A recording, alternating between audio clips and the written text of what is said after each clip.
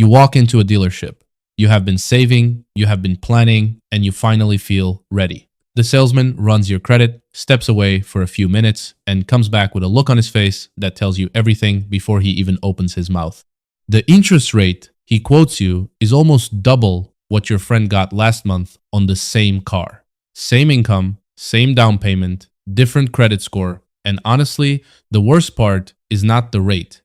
The worst part is that you never really understood what that number was, where it came from, or how to change it. That ends today.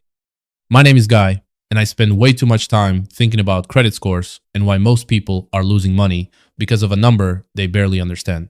If you are someone who has a low score, a stagnant score, or you simply feel lost every time someone mentions credit, make sure to hit the subscribe button and give this video a thumbs up if this helps you out. So, what exactly is a credit score? At its core, a credit score is a 3-digit number that summarizes how reliably you have managed borrowed money over time. That is it. It is a risk signal. It tells lenders, before they give you $1, how likely you are to pay them back. The most widely used scoring model is the FICO score, used by 90% of top lenders in the United States, according to FICO themselves. Scores range from 300 at the bottom to 850 at the top.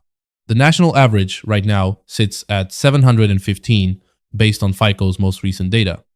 Here is the thing though. Most people treat their credit score like it is some mysterious force that just happens to them. Like the weather. They check it, they feel bad or feel good, and then they move on without understanding a single thing that went into it. And that is exactly why so many people are stuck. Here is what most people do not realize. Your credit score is not random. It is calculated using 5 specific factors, and those factors have exact weightings. Once you understand this, the whole thing becomes far less intimidating. The single biggest factor is your payment history. This accounts for 35% of your FICO score. More than a third of your entire score comes down to one question. Did you pay your bills on time? That is it. Every on-time payment builds this factor up. Every missed payment drags it down, and missed payments are reported in 30-day increments. So a payment that is 30 days late is recorded differently than one that is 60 or 90 days late. The further past due you go, the more damage it does. This is why, if you are doing nothing else right now, paying at least the minimum on time every single month is non-negotiable. The second biggest factor is your amounts owed, which accounts for 30% of your score. This is where your credit utilization lives. Your utilization ratio is simply how much of your available credit you are using at any given time.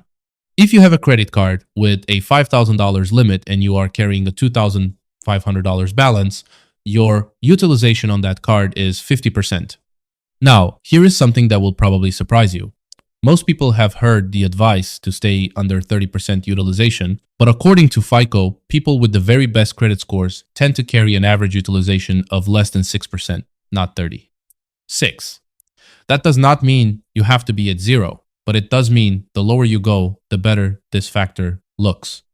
And this matters more than most people think, because credit card utilization grew to 35% on average as of April 2024, according to FICO data.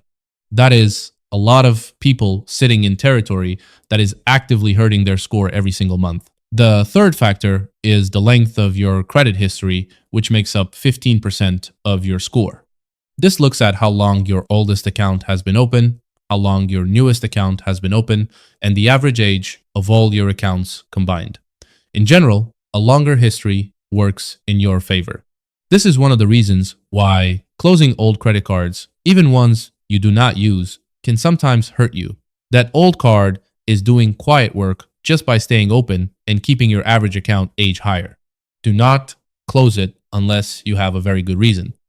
The fourth factor is your credit mix, which accounts for 10%. Lenders like to see that you can manage different types of credit responsibly. A credit card, an auto loan, a student loan, these are different products, and managing all of them well signals that you are a low-risk borrower.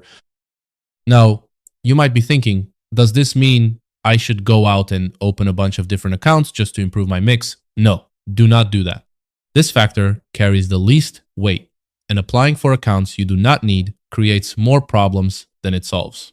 Which brings us to the fifth factor, new credit, which also accounts for 10% of your score.